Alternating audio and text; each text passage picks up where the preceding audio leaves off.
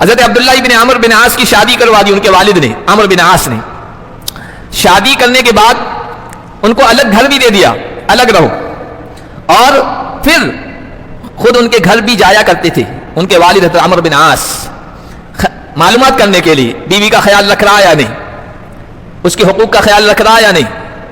ایسی بچیاں، ایسی لڑکیاں، ایسی عورتیں خوش نصیب ہیں کہ ان کے سسر بھی ان کے حقوق کا خیال رکھیں. آج اپنی بچیوں کے سلسلے میں تو ہم خیال رکھتے ہیں، داماد بیٹیوں کے ساتھ اچھا سلوک کرے، کہتے ہیں بہت اچھا داماد ہے، ہماری بیٹیوں کا خیال رکھتا ہے.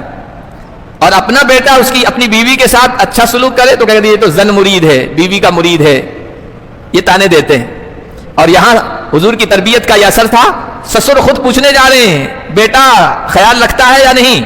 ایک مرتبہ گئے تو ان کی بہو نے کہا کہ آپ کا بیٹا بہت اچھا انسان ہے، عام انسانوں کی طرح، اور دن بھر روزے رکھتا ہے، رات بھر اللہ کے سامنے کھڑا ہوتا ہے، وہ کبھی آ کر میرے بستر پر میرے ساتھ بیٹھا نہیں ہے، میری طرف وہ خیال ہی نہیں کرتا، اتنا اللہ کی عبادت کرتا ہے.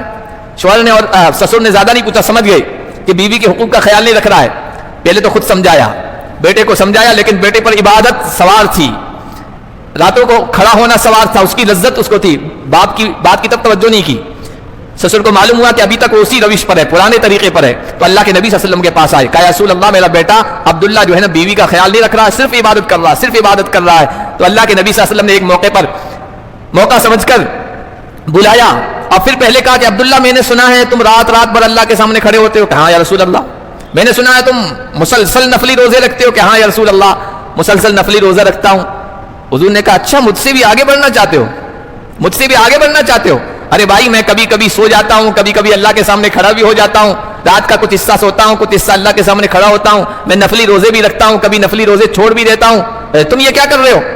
پھر حضور علیہ الصلوۃ والسلام نے کہا کہ ایسا آدمی عبادت گزار نہیں ہے، اللہ کا ولی نہیں ہے جو بیوی کا حق ادا نہ کرے، جو تہجد پڑھتا رہے بیوی کا حق ادا نہ کرے، اللہ کا ولی نہیں ہے. ایسا آدمی اللہ کا یار نہیں ہے جو دوسرے دوستوں کا، متعلقین کا حق کا خیال نہ رکھے. اور ایسا آدمی اللہ کا دوست نہیں ہے جو رشتہ داروں کے حقوق کو نظر انداز کرے، اگنور کرے. حضور نے فرمایا ان لعینک حقا، ایسا آدمی اللہ کا ولی نہیں ہو سکتا جو اپنے جسم کا حق نہ ادا کرے. تمہاری آنکھ کا بھی حق ہے، اس کو آرام دو، سو. ان لجسدک علیک حقا، تمہارے جسم کا بھی تم پر حق ہے. ان لزوجتک علیک حقا، تمہاری بیوی کا بھی تم پر حق ہے. ان لصدیقک علیک حقا، تمہارا دوست ہے اس کا بھی تم پر حق ہے. ہر حق والے کو حق ادا کرو، تب جا کے تم اللہ کے ولی، اللہ کے دوست اور اللہ کے قریب بنو گے.